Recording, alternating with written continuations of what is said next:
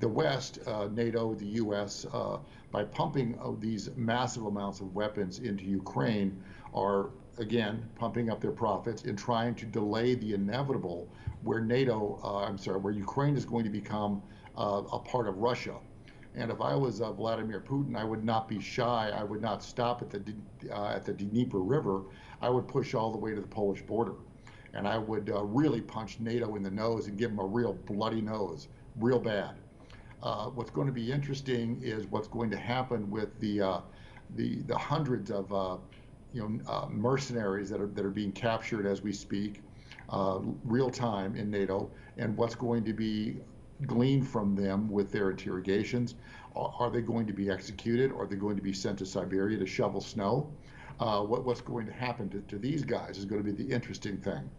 And so we've got a lot here. Now, NATO has got to realize they've got a great deal to lose when Russia is ultimately successful in Ukraine.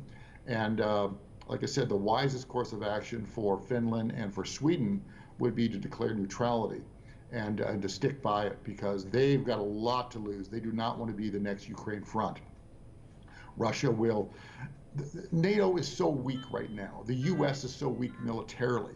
The Taliban beat them, for Christ's sakes. They had to abandon $90 billion worth of weapons there.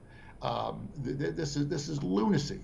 And the fact that the U.S. thinks that they're a paper tiger that's bankrupt, been living on borrowed money for decades now, they don't have a snowball's chance in Hades, if you will. So NATO better be really careful. Like I said, the Western banking system is on the verge of collapse. And when they do collapse, it's going to be catastrophic for people in Europe and in the U.S. here. Absolutely catastrophic. But we're willing to take the pain as long as we can get rid of the criminal regime, the Biden regime, as well as the deep state regime that has been calling the shots here. We've had enough of these Khazarian bankers who are trying to dictate and consolidate into a global government.